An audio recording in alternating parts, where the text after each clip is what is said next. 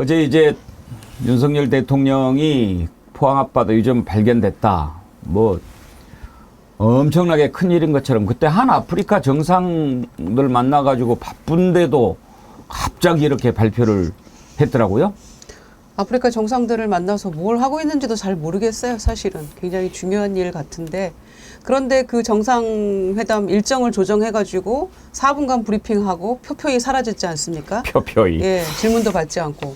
그래서 저는 대통령이 최초로 국정 브리핑을 한다 그래가지고 방송 중간에 막 이렇게 속보처럼 나오잖아요. 그래서 갑자기 석유가 콸콸콸 쏟아진 줄 알았어요. 저도 그랬지요. 그런데 아직 멀었다면서요. 그래서 저는 제일 웃긴 게 나중에 그런 얘기를 산자부 장관이 했던가 국민 여러분들께서는 좀 차분히 지켜봐 주셨으면 좋겠다고 그래서 아니 차분하게 지켜보라고 할 거면 너네들이 차분해야지. 그러니까요. 제 말씀이 그 말씀입니다. 대통령이 국민 여러분 차분하게 지켜봐 주셔서 했어요. 그런데 질의응답은 산자부 장관이 나와서 하지 않았습니까? 장관이 뭐라 그랬어요? 삼성전자 시총의 5배 정도의 경제 효과가 있다고 호들갑을 얼마나 떨었습니까? 그러니까 정부가 호들갑은 다 떨어놓고 대통령이 무슨 어마어마한 기름이 당장 오늘부터 나오는 것처럼 그렇게 해놓고 국민 여러분은 차분하게 해주십시오. 기다려주십시오. 최선을 다하겠습니다. 아니 최선을 다하면 기름이 나옵니까? 최선을 다하면 기름이 나와요? 어처구니없는 일을 대통령이 정말 월요일 아침부터 이렇게 해가지고 황당했습니다. 저는. 하나하나 따져봅시다. 어제 발표했던 내용을 잠깐 한번 들어볼까요? 존경하는 국민 여러분, 포항 영일만 앞바다에서 막대한 양의 석유와 가스가 매장돼 있을 가능성이 높다는 물리탐사 결과가 나왔습니다. 국민 여러분께 이 사실을 보고드리고자 합니다. 매장돼 있을 가능성이 높다는 보고를 받았다. 지금 이게 물리탐사라고 하더군요.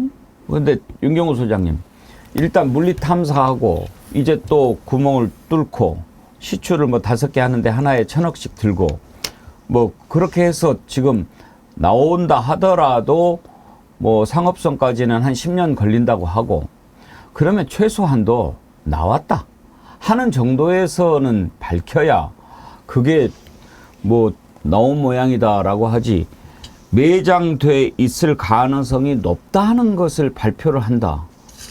시점이 이해가 가십니까? 그러니까 실제 생산이 가능한 건 35년이라고 얘기하잖아요. 탐사를 해서 실제 발견이 되고 채굴 비용, 흔히 말하는 경제성 이런 거 감안해가지고 뽑아 올릴 수 있는 게 35년이다 이건데, 저는 어저께 이거 보면서 딱 한마디로 야 정말 아마추어들이다. 아마추어리즘. 그러니까 이렇게 하면요, 이제 윤석열 대통령과 이 정부가 합니다라고 얘기하는 거에 대해서는 국민이 아마 신뢰를 하기가 어려울 거예요. 그러니까 의료개혁, 의대 정원 확충 뭐 이런 거 얘기 막 진행할 때 이거 나중에 어떻게 봉합을 하려고 하지? 지금 의대 정원만 늘려놓고 나중에 한 해에 7,500명의 의과대학 학생들이 강의를 듣는다 그러면 이게 균질한 교육이 확보가 될까? 혀를 끌끌끌 차듯이 이제 나머지 정책들도 그런 걱정을 하게 만드는데, 어제 이게 일조를 한 거 아닌가 하는 생각이 들어요. 그러니까 뭐 지지율 떨어져 있는데 뭐 국면 전환 영이다. 뭐 진짜 국면 전환 하려고 그랬으면 총선 전에 발표했지 왜 이제 했겠냐. 이런 얘기는 우리 국민들이 너무나 지금은 프로페셔널들이기 때문에 다 한꺼풀 다 넘겨 짚어서 알아들으실 거예요. 반면에 윤 대통령과 이 정부는 너무나 아마추어들이다. 이런 얘기를 툭 던진다고 해서 이게 과연 먹힐 건가라는 그런 생각을 하게 만들더라고요. 지금 발표한 시점을 보면은요, 일단 최혜병 특검 거부해 놓고 나서 윤석열 대통령이 직접 개입했다는 증거가 하나씩 지금 드러나고 있는 시점입니다. 거기에 김건희 특검 걸려 있고, 최근에 지지율이 역대 최저 21%까지 떨어졌죠. 야, 이거 뭐 방법 없냐? 생각할 만합니다. 그런데 겨우 생각한다고 하는 게 이렇게 유치한 발상입니까? 이미 1976년에 박정희가 써먹었던 그 수법, 그거를 쓴단 말입니까? 참 창의력도 없다. 그런 생각 듭니다. 민주당 이해식 대변인, 개혁신당 정국진 부대변인 반응을 들어보겠습니다. 하락세의 지지율을 전환하기 위한 국면 전환용 발표는 아닌지 매우 의심스럽습니다. 시추 계획을 승인했을 뿐인 일에 대통령이 직접 호들갑을 떨며 브리핑을 할 일인가 싶습니다. 김철근 총장님, 일단 국민들이 딱 저거 어제 발표 나오는 순간, 어제 제가 이제 저녁에 뉴스를 보니까 아니나 다를까 KBS, TV조선 막 일면 톱으로, 일면이 아니고 처음 막 그 톱뉴스로 산유국의 꿈 한마디로, 땡땡땡땡을 합디다. 한마디로 뭐라고 표현하면 될까요? 저는 지랄 연병? 박정희 뻥이다. 네? 박정희 뻥인데요. 그 왜 월요일 날을 택했을까? 이렇게 생각해 보면 지난주 금요일 날 갤럽 조사가 21% 나왔어요. 그 총선 이후, 그러니까 지금 집권 기간 중에 최저치거든요. 곧 10%대가 나올 가능성도 있어요. 그러면 보통 수요일하고 목요일 날 조사를 해서 금요일 날 발표를 한단 말이죠.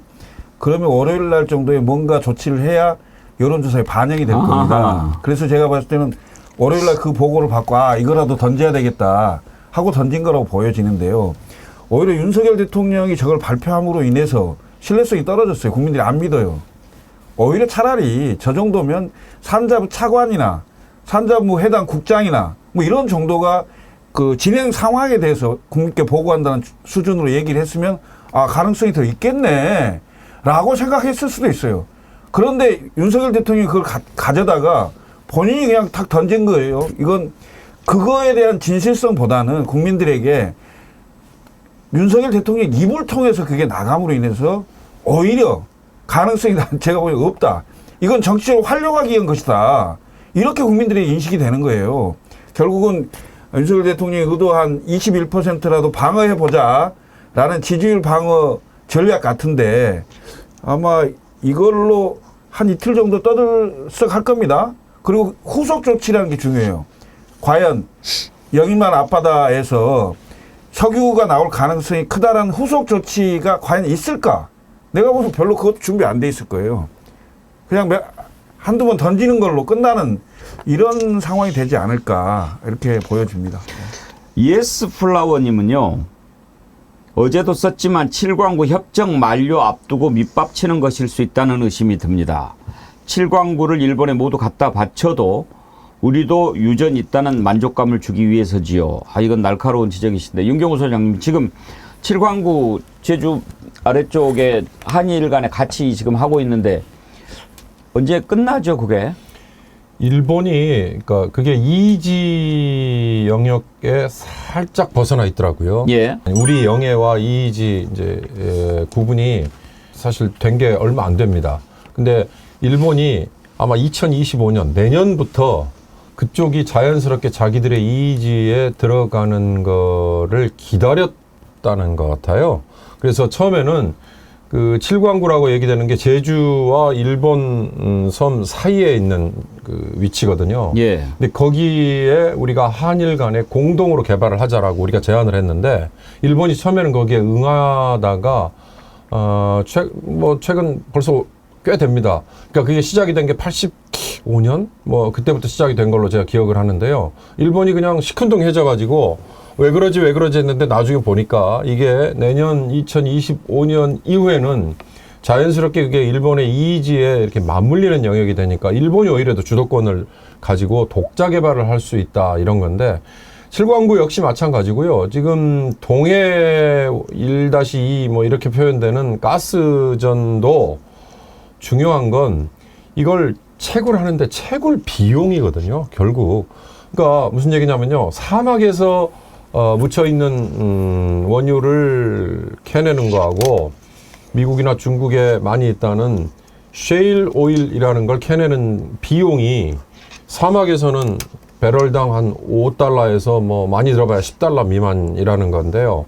이 셰일 오일이라는 거는 뭐 50달러에서 많게는 70달러까지 친다는 거거든요. 그런데 원유 원배럴 가격이 지금 팔리는 게 70달러, 80달러 왔다 갔다 한단 말입니다. 이게 100달러를 넘어가면 이런 것들이 경쟁력이 있다 얘기하듯이 이거 역시 마찬가지로 7광구에서든 또는 지금 얘기하는 영일만 앞바다의 그 깊은 바다 심해에서든 캐내는데 비용이 얼마가 드느냐 이것도 관건이에요. 그리고 밑에 있는 그 발견된 원유가 지금 우리가 흔히 알고 있는 것처럼 거기서 휘발유도 꺼내고 경유도 꺼내고 그다음에 이걸 가공해가지고 뭐 무슨 우리 플라스틱부터 시작해서 여러 가공품들이 있잖아요.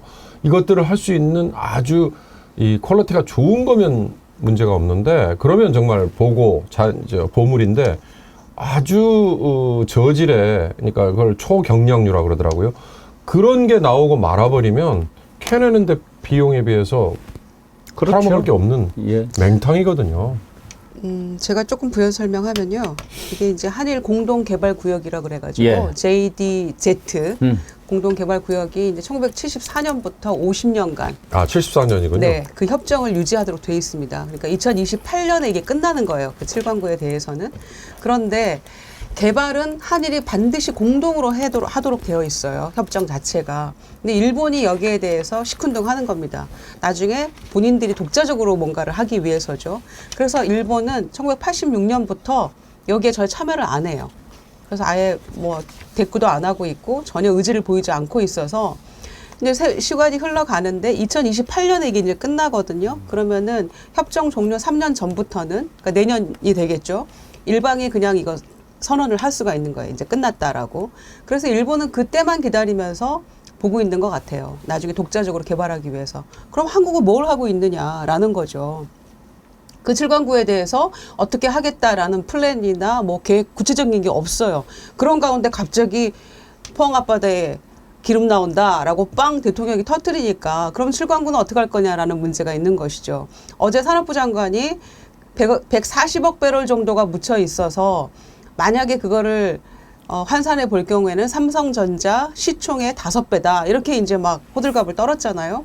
근데 실제로 7광구에는 5천조 가까이 만약에 나온다고 하면 그런 정도가 가능성이 있다라고 알려져 있죠. 그러니까 7광구에 대해서 어떻게 할 것인지에 대해서 정부는 어떤 구체적인 계획도 없는 가운데 이제 완전 새로운 거를 막 터뜨린 거잖아요. 그러니까 굉장히 무책임하다라는 것이고 아까 우리 정월 의원님 그 부분에 대해서 지적을 하는 예. 거죠. 그리고 두 번째는 정부 정책에 대한 신뢰도가 완전히 바닥이잖아요. 그런 가운데 이거를 지금 물리탐사 과정에서 대통령이 얘기하는 건 뭡니까?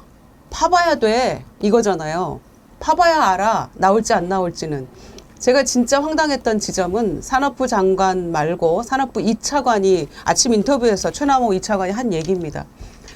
그러니까 대통령 어저께 얘기함으로써 국민들에게 우리가 적어도 한 5천억은 써야 되는데 그렇게 알고 계세요라는 얘기를 하고 싶은 거잖아요. 근데 산업부 2차관 하는 얘기가 그거를 만약에 실패하더라도 책임을 물을 수가 없다는 거예요. 왜냐? 만약에 파서 진짜 나오면 엄청난 부를 창출할 수 있는 건데 그렇다고 실패했다고 해서 그거를 물을 수는 없다, 책임을. 그러니까 책임도 묻지 않고 혈세를 쓸 계획인데 결과는 장담할 수 없고 파봐야 알아. 지금 이 얘기를 하고 있는 거예요. 그러면서 2026년, 2027년 그즈음에 가서야 결과를 알 수 있고 상업개발로 이제 3단계로 갈 수 있는지 없는지를 그때서야 알 수 있는데 만약에 안 나와도 누구도 책임질 수는 없어. 그 얘기를 하고 있더라고요. 이게 얼마나 한심하고 무책임한 태도입니까? 김유정 의원님 대단하시네요. 2차관 이름도 알아요. 나는 장관, 사진자고 장관 이름도 잘 모르는. 왜냐면 제가 차관 아무 관심이 없는데 너무 한심한 소리를 아침 인터뷰에서 하길래 제가 예. 기억하고 있는 겁니다. 그런데요, 지금 이 발표 시점과 관련해서 먼저 생각해 볼 일이 어떤 때냐 하는 겁니다. 지금 여러 가지 불리한 것이 많지 않습니까? 뭔가 국면 전환이 필요하겠죠. 그래서 박정희 때 흉내를 낸 게 아닌가 싶은데 아까 잠깐 보여드렸는데 그때가 1976년입니다. 벌써 40 몇 년 아닙니까? 48년 전입니다. 그때 뭐 석유가 나왔다 그래가지고 그때 박정희 대통령이 그 기름을 찍어서 맛을 봐니 어쩌니 뭐 그런 얘기도 있었어요. 맞습니다. 그렇죠? 예. 오늘 아침에 보니까요. 저기 나옵니다만 연두 기자회견에 예. 박정희 대통령이 아주 자연스럽게 얘기를 하더만요. 그러면서 양이 많지는 않은데 이를테면 석유 원유로 보이는 게 시추에서 나왔다. 근데 그게 200리터라고 나중에 얘기까지 했더라고요. 드럼통 하나예요. 예, 그리고 그걸 일부를 샘플이라고 그걸 아마 집무실에 가지고 있었다는 거예요.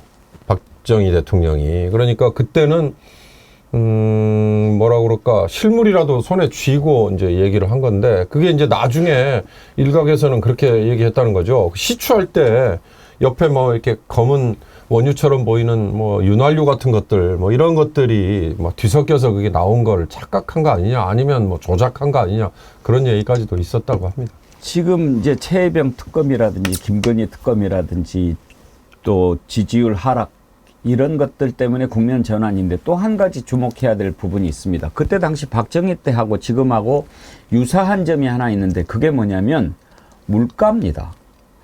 당시에 1973년인가 1차 석유 파동이 일어나가지고 엄청나게 우리나라 물가가 상승했습니다. 1975년도 물가 상승률이 20%를 넘었어요. 그러니까 이제 국민들이 난리가 난 거죠. 뭔가 이걸 좀 돌파구를 찾아야 되는데, 그래서 75년도 말에 이게 나오니까 76년도 1월에 연두 기자회견에서 우리가 석유를 발견했다 이렇게 얘기를 한 겁니다. 그건 사기죠. 그러니까 물가가 이렇게 뛰어오르니까 그 물가를 잡기 위해서 이러저러한 물가 안정 대책을 내지 않고 국민들한테 헛된 꿈을 딱 주면서 이야 이제 뭐 우리도 산유국 대열에 들어서면 물가 같은 거는 이제 걱정도 않고 국민들 한 사람 앞에 얼마씩 나눠주고 뭐 이런 생각만 하게 될 거 아닙니까? 지금 그것과 비슷한 상황이 된 거예요, 윤경호 소장님. 글쎄요. 그 말씀 하시니까 참, 사실 박정희 정권의 붕괴에 이 부가가치세 도입이 들어있다, 이렇게 분석을 하는 분들도 있어요. 그러니까 그만큼 이 조세정이라는 게 무서운 건데, 물가라는 것도 이 보이지 않는 이제 마찬가지 경제를 억누르는 핵심이죠.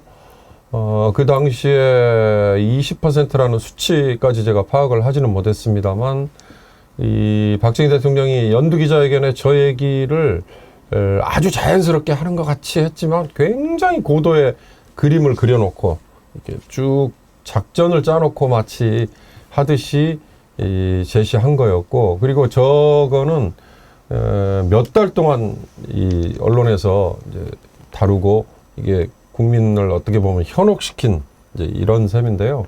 제가 아까 잠깐 말씀드렸습니다만 그때의 국민과 지금의 국민이 의식 수준, 그다음에 정보에 대한 입수, 여러 가지를 판단하는 기준, 이런 게 아마 같지 않을 겁니다. 그때는 정보를 아무나 다 입수하지 접촉하지 못하는 제한적인 환경이었다면 지금은 결코 그렇지 않잖아요. 그러니까 그런 점에서 이게 좀 하수 같은 짓이지만 저는 이게 얼마나 아마추어인가가 좀 거듭거듭 확인이 된다 생각이 들어요. 보통 이 사람이 20대 초반에 형성된 세계관으로 인생을 산다고 그러잖아요. 윤석열 대통령이 하는 발언을 보시면 완전히 박정희 세계관입니다. 하나도 틀리지 않습니다. 딱 70년대 수준의 그 세계관으로 살고 있는 걸로 보이거든요. 말만 하면 자유 얘기하고 반공 얘기하고 빨갱이 얘기하고 이렇게 하듯이, 심지어는 지금 석유 탐사 뭐 이걸 가지고 산유국이 되는 것처럼, 아까 제가 초반부에 얘기했지만은 박정희 뻑을 친 건데, 이 박정희 뻑이라는 게 통하지가 않죠. 왜냐하면 그때는 정보가 차단돼 있던 상황이고 지금은 SNS도 있고, 그 다음에 심지어 포털에 그냥 쳐보기만 해도 구글 같은 데 쳐보면 금방 알잖아요. 지금 심해 평가 기업. 예. 이 기업, 이 기업이 어떤 기업인지 30분도 안 걸려요. 금방 찾아서 구글로다, 그 가정집이라며요. 다 이렇게 밝혀질 수 있는 건데, 이렇게 정보가 차단되지 않고 전부 정보를 공유할 수 있는 이런 세상이에요. 이 세상에 예. 박정희 뻥으로 이 국면을 넘어갈 수 있다? 저는 전혀 안 먹힐 거라고 봐요. 지금 말씀하신 거 액트지오 그 회사 건물 사진이 있습니다. 여기 휴스턴인가? 그쪽에 있다고 하는데 네. 직원이 2명에서 한 10명 정도 된다고 해요. 심해 기술 평가 전문 기업인데 뭐 몇 가지 성과는 있다고는 합니다. 아무튼 이제 봐야 되겠지만 과연 그 액트지오를 얼마나 믿을 수 있는가.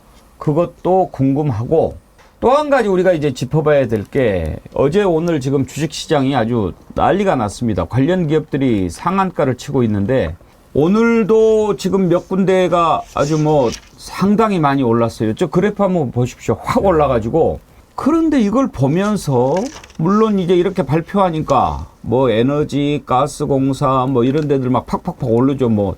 근데 김유정 의원님. 네.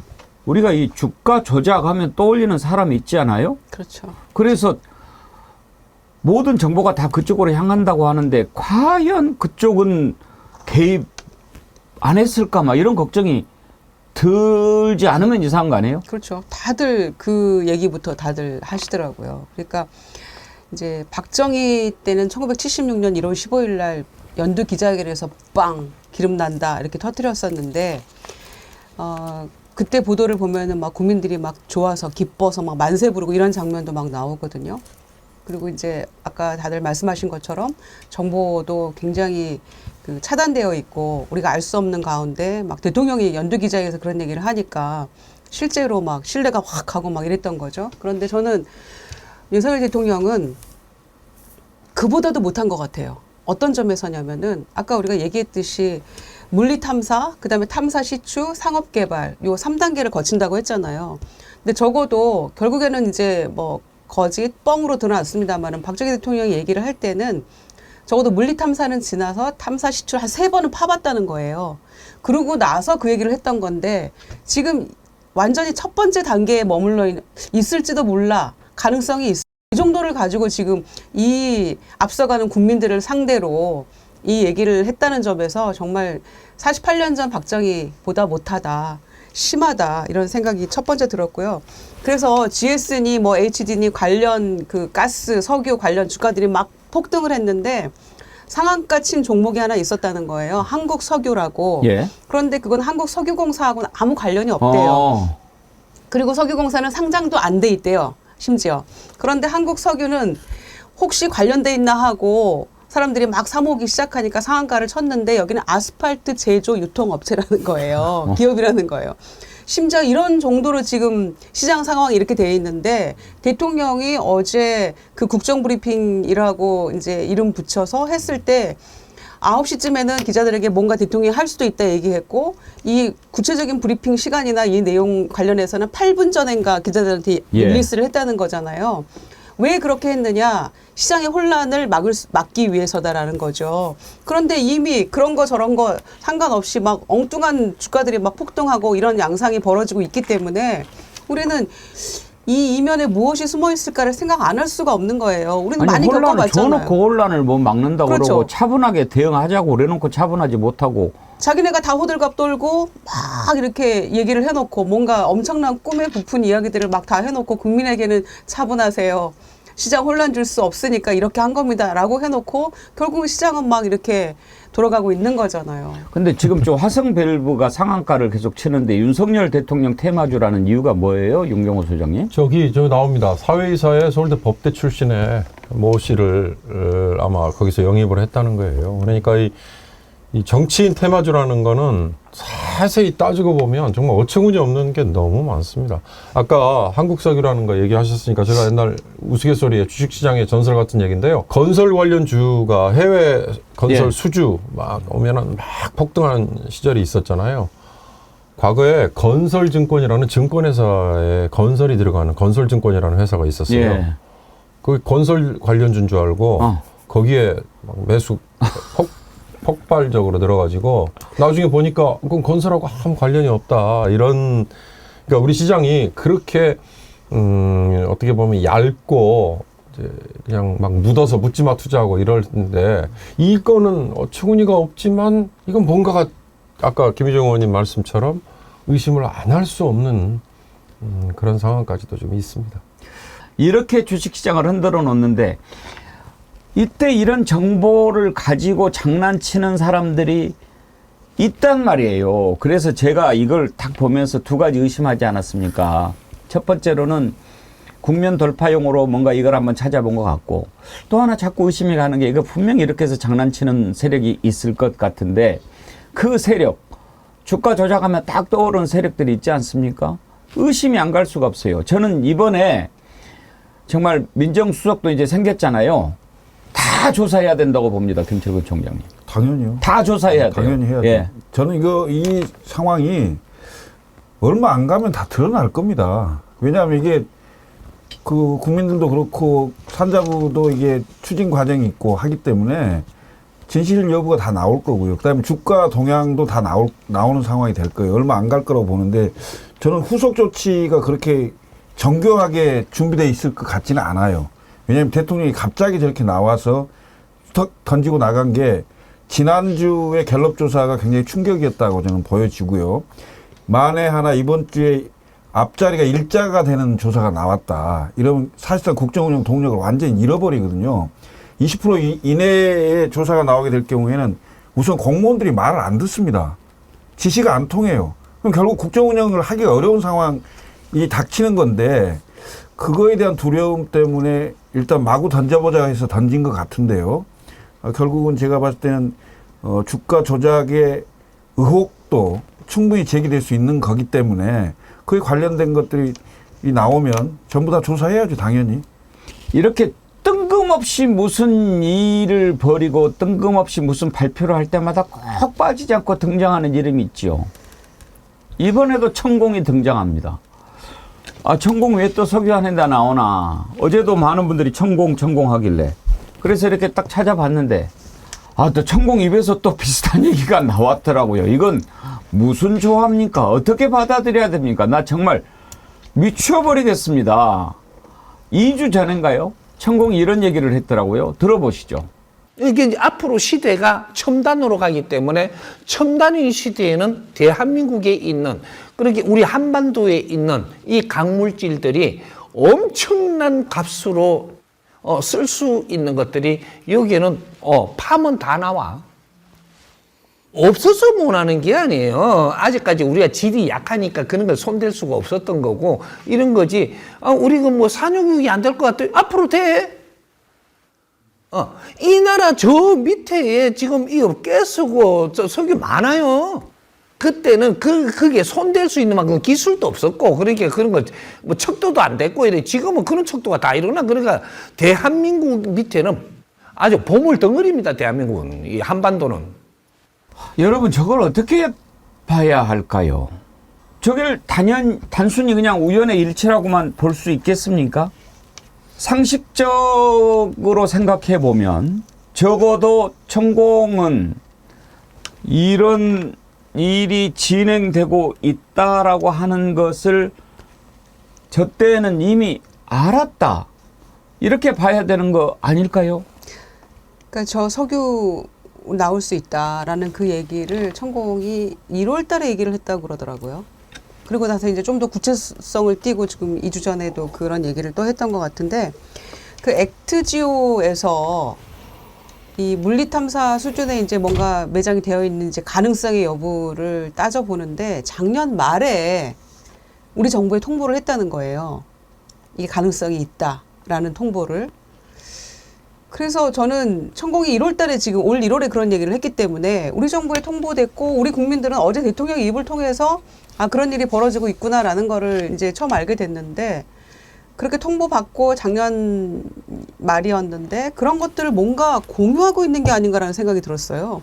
그냥 올 초에 그런 얘기를 천공이 했다는 거잖아요. 그래서 무슨 얘기만 의대 정원 문제도 그렇고 모든 얘기의 중심에 천공이 빠지지 않는 이유에 대해서 대통령이 좀 설명을 했으면 좋겠어요. 윤경호 소장님, 저 천공 문제를 어떻게 봐야 돼요? 저도 5개월 전이라는 얘기를 들었고요. 예. 오늘 아침에 여권 사람이 대통령이 저 보고를 받은 게 5개월 전이다.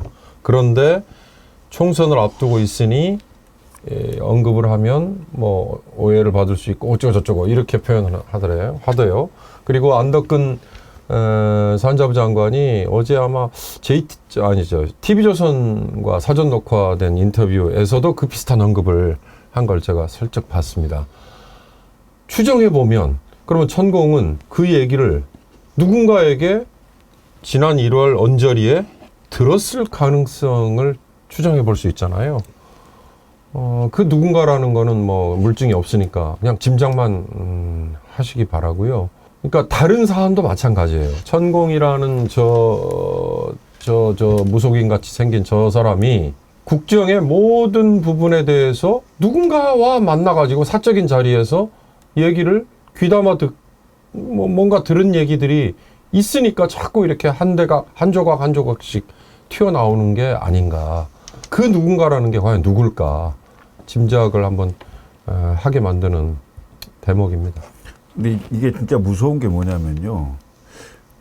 대통령과 국가의 기밀 사항에 관련된 것을 누군가 공유하고 있다라고. 예.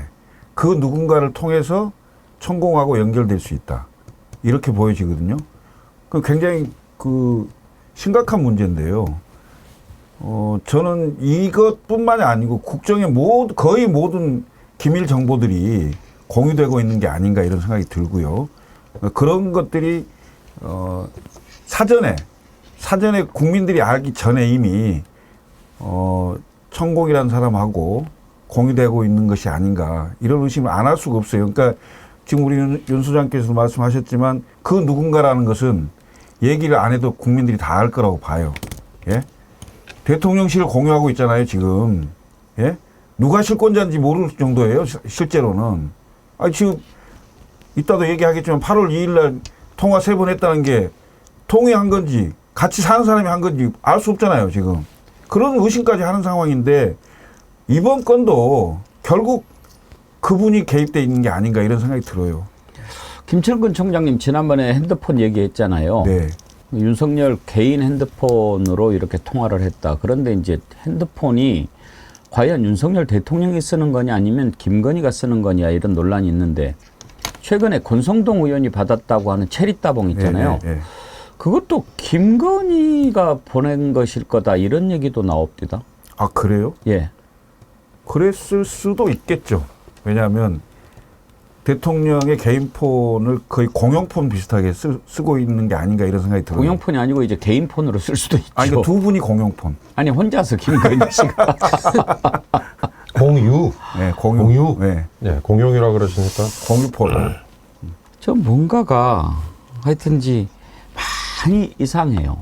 그리고 이제 그 천공 얘기가 나와서 하는 얘기인데요. 아마 용산 근처에 사무실이 있는 걸로 알고 있는데 그 용산 대통령실하고 가깝다고 그래요. 그러고 이제 저 동영상을 통해서 이런저런 얘기를 많이 함으로 인해서 오히려 또 역으로 정보를 많이 수집할 수 있는 그런 창구가 되기도 해요. 유튜브를 통해서. 내가 많이 알고 있다. 예. 예. 그렇죠. 내가 힘이 있다. 이걸 지금 자연스럽게 보여주는 거거든요. 그래서 굉장히 위험한 요소다라고 좀 보여집니다. 언제 우리가 한번 특집으로 이 정부의 주술 관련된 것을 짚어보려고 하는데 지금 또 뭐 용산 대통령실 앞에 무슨 5개 흉관을 묻어놨다는 거 아니에요? 그거 모르세요? 뭐 하세요? 뉴스도 안 보고. 5개 관을 이렇게 묻어놨어요. 그 파묘에 하는 것처럼. 네. 그래서 지금 민주당의 이성만 의원인가 그 문제를 제기를 했는데 지금 대통령실에서 밝히질 않아요. 근데 현재까지 나오는 얘기로는 그 안에 동물의 사체가 들어있을 거다. 그렇게 해서 묻어놓으면 뭐를 막는다. 그러니까 자꾸 이 정부에 그런 주술과 관련된 얘기들이 많이 떠돌아요. 저는 뭐 일부러 찾아보진 않지만 많이들 올라오는데 심지어 이런 말도 나와요. 아크로비스타가 원래 삼풍백화점 자리잖아요. 맞습니다. 네. 그런데 거기에 수많은 원혼들이 있기 때문에 그 원혼을 가지고 이렇게 해야 상당히 뭐 잘 된다. 이렇게 해가지고 삼풍백화점 무너진 날이 6월 29일인데 윤석열 대통령이 출마 선언을 한 게 6월 29일이라는 맞습니다. 거예요. 예. 예. 그 이 날짜의 겹침은 과연 또 우연으로만 봐야 되는 거냐. 이게 손바닥에 왕자 쓰고 나왔다는 것은 결정적인 주술에 사로잡혀 있다는 빼박 증거 아닙니까? 근데 여러 가지 이런 것들이 자꾸 나오니까 그리고 이제 천공, 건진 이런 의혹들이 끊임없이 제기되니까 그런데 이제는 국민들이 뭐가 딱 터지면 뜬금없으면 야 천공 찾아봐 하는 거 아니에요.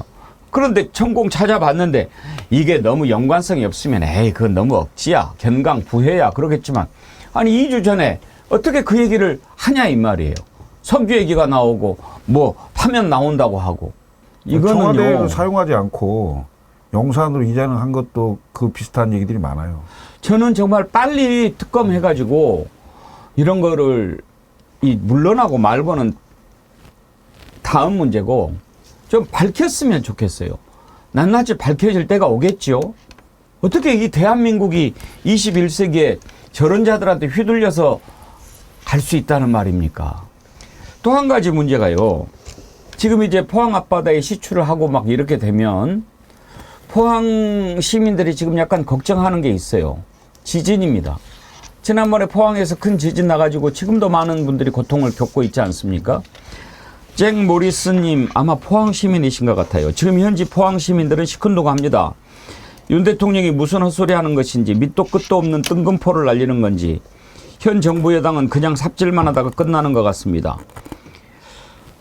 지난번에 포항 앞바다에서 그렇게 하고 난 뒤로 근데 그 윤경호 소장님 아침에 이렇게 기사를 보니까 전문가들이 이렇게 시추를 하면 크든 작든 지진은 반드시 일어나게 돼 있다는 거예요. 그러니까요. 그 연관성이야 뭐 과학자들의 몫이긴 한데 그런 점에서 문재인 정부 때도 이 포항 앞바다의 시추 관련해서 가능성을 제기하는 아까 그 탐사 그 심해 기술평가 업체라고 얘기하는 그런 류의 아류 업체들이 많았을 거 아닙니까? 그러니까 마치 이게 꼭 신안 앞바다의 보물섬 내가 찾을 수 있습니다라고 질러대는 거하고 유사한 정도라고도 비유를 하더라고요. 이 탐사 전문 업체들이라는 게.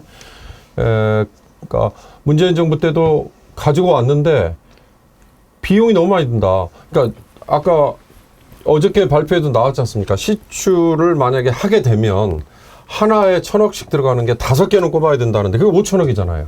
그러니까 어저께 이제 윤석열 대통령은 자랑스럽게 제가 승인했습니다라는 게 아마 그 5,000억을 쓰라고 승인했습니다. 이제 이런 의미인가 봐요. 근데 그게 포항 시민들이 보이는 곳에서 빤히 보이는 바다인지 아니면 정말 심해니까 한참을 지나가서 연근해가 아니고 먼 바다에서 깊이 뚫는 건지. 근데 그렇다 하더라도 그게 지진과의 연관성이 조금이라도 있다면 포항 시민들은 그 불안감에서 절대로 벗어나기가 어렵죠. 왜냐하면 지진이 나서 뭐 엄청난 피해를 이미 경험을 했기 때문에 그러니까 이런 모든 것들에 대한 신뢰를 지금 윤석열 정부가 그냥 전부 다 팽개쳐버리고 있다 이거죠. 이 무속 이런 얘기가 자꾸 나오면 어떤 문제가 생기냐면 국민들이 만약에 그렇게 해서 어떤 일이 긍정적으로 만약 이게 풀리잖아요. 아 그럼 무속 덕택인가? 이렇게 생각할 수 있다는 거예요. 그러니까 지금 20% 확률이라는 거 아닙니까? 근데 벌써 지금요. 아까 흉관 얘기했는데 쪼매난 디올림 왜 하필 5개? 용산에 오방신발이 부족해서 바다에 오방신 꽂는 건 아닌가? 이런 걱정을 하게 됩니다. 이게 당연한 거예요. 그걸 오방신발이라고 그러는군요. 5개 꽂는 거를. 최순실도 막 오방색 뭐 이런 거 있었잖아요. 그러니까 24%였을 때 갑자기 이제 영수회담도 했고 또 2주년 기자회견도 했고 그 뒤에 김치찌개 계란말이까지 이어졌는데 이제 지지율 21%가 나오니까 이제 석유가 나온다 이렇게 됐잖아요. 그럼 이게 국면 전환이 됩니까? 국민들이 대통령 머리 위에 있는데 그거를 망각한 완전 국민 무시한 그런 발상이라고 생각하고요. 아마 이번 주에는 저는 더 떨어질 것 같아요. 이 상황을 놓고 뭔가 조금 지지율 반등을 모색해 보기 위한 기막히는 아이디어다라고 생각하고 대통령이 갑자기 정상회담까지 막 일정 조정해 가면서까지 4분 동안 브리핑하고 했었는데 이번 주 금요일 갤럽엔 전 더 떨어질 것 같습니다. 국민들이 너무 지금 빤히 그 속내를 들여다보고 있기 때문에 국면 전환을 할 수 없는 상황이라고 저는 생각해요. 정말 국민들을 걱정시키는 정부입니다. 맨날 하는 짓이 이렇습니다. 포항 시민들 지금 뭐 반가워하고 기뻐할 것 같습니까? 걱정을 합니다. 당장에 연말부터 이제 이 작업을 한다는 거잖아요. 돈을 들여가지고. 그런데 어디를 어떻게 팔지. 그리고 이제 어민들도 뭔가 대책을 세워야 되잖아요. 그 주변을 피해가든지 어떻게 해야 되고. 그러니까 생계도 문제고 또 지진 걱정도 해야 되고 몇 년 전에 정말 끔찍한 일들 다 겪어봤기 때문에 그 공포와 두려움, 트라우마들이 여전히 남아있는 가운데 바다에 이제 구멍까지 뚫기 시작하면 일이 어떻게 될 것인가. 그거 아니래도 지진 걱정하고 있는 차였잖아요. 적어도 대통령이 국민들한테 발표하려면 이렇게 헛된 희망 갖게 하는 것보다도 이러이러한 정보가 있어서 결과가 있어서 한번 도전을 해보기로 했습니다. 5천억이 든다고 합니다. 시추공 하나에 1,000억씩. 우리로서는 부담되는 예산이지만 그래도 이게 터진다면은 상당히 기대할 만하니까 한번 투자해 보려고 합니다. 국민 여러분 이해해 주십시오. 이게 정상이죠. 5천억 든다고 하니까. 나라 돈 쓰는데. 지금 용산으로 대통령실 옮겨가지고 돈 얼마 들었습니까? 용산으로 대통령실만 안 옮겼어도 이번에 시추공 5개 뚫었을 겁니다. 뭐 하는 짓입니까 이게? 그렇다고 해서 청와대를 안 쓰는 것도 아닙니다. 영빈관 영빈관도 쓰고 맨날 갖다 쓰잖아요. 네, 영빈관도 쓰고 뭐 춘추관에서 뭐 우크라이나 아이들 그림 전시하는데 김건희 여사 거기 가가지고 막 또 나왔잖아요. 대한민국이 다 지 땅이라니까. 그렇게 다 쓸 거 쓰면 써가면서도 한 발도 못 들인다고 하고 용산 가고 또 뭐 다른 데 가서 회의하고 이게 뭐 하는 짓인지 모르겠어요. 국민들을 정말 섬기려고 하는 자세가 없는 거예요. 지금 박정희 흉내내고 있는데 MB 때도 우리가 당했어요. 그때 자원회계 한다고 얼마나 돈을 많이 갖다 퍼부었습니까? 그때 들어간 돈이 얼마나 됐어요. 뭐 그때 CNK인가? 뭐 카메룬 다이아몬드 개발하니 어쩌니 해가지고 다 사기 거짓으로 드러나지 않았어요, 김철근 총장님? 맞습니다. 네. 예. 이제 자 보십시다. 이제 내년이면 일단 결과가 나올 겁니다. 시추를 했는데 어떻게 됐는지. 예산이 이제 국회로 넘어오겠죠. 예. 그럼 국회 해당 상임위에서 가능성이나 이런 거 다 따져 물을 거고요. 그다음 매장량 이런 것도 지금보다는 조금 더 상세하게 국민들에게 정보가 공개되겠죠. 근데 저는 국회 예산 통과가 쉬워 보이지는 않습니다.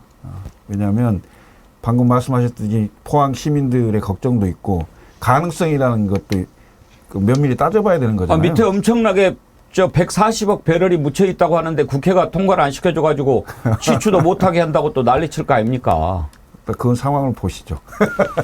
근데 이게 5개만 하고 못 찾았습니다. 여기서 이제 접겠습니다. 이러지 않을 거요. 문제는.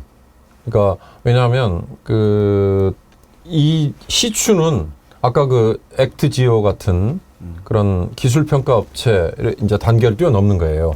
이 시추할 때부터는 아마 오일 파이너리, 리파이너리라고 얘기하는 정유회사, 우리가 흔히 알고 있는 세계적인 정유회사들 있잖아요. 엑슨모빌이니 뭐 그런 데들이 아마 달려들어서 할 걸로 제가 아는데 그게 단순히 5개만 해보고 아닌 게 비어 하고 돌아서는 아마 그런 전례는 없는 걸로 압니다. 그러니까 그 유명한 북해 브렌트유도 엑스모빌이 30개 시추 박았다는 거거든요. 근데도 결국 실패했다는 거고. 그러니까 이거 5개만으로 그치지 않는 일. 그러면은 윤석열 정부 끝날 때까지는 계속 이거 예산 달라고 국회 아마 요청할 것 같고 그 작업은 계속 진행되지 않을까 싶은 생각이 드네요. 바로 그런 점에서 오늘 산업부 2차관의 얘기가 황당하고 열받는다는 얘기죠. 실패해도 책임 못 묻는다. 이런 무책임한 발언이 어디 있어요? 그러니까 5개 파보고 조금 더 파고 몇 개를 파더라도 실패해도 그냥 안 나오네? 있는 줄 알았는데 이러고 끝나겠다는 거니까 이거 정말 국민 우롱하는 태도죠. 아까 제가 잠깐 말씀드리다 말았는데 윤건희 의원이 그 얘기 슬쩍 했던데 문재인 정부 때도 이런 식의 그 기술평가 업체가 가져온 프로포절이 있었다. 그런데 비용이나 경제성에서 도저히 신뢰가 안 가서 그냥 접었다. 이런 얘기를 했더라고요. 예. 지켜봅시다.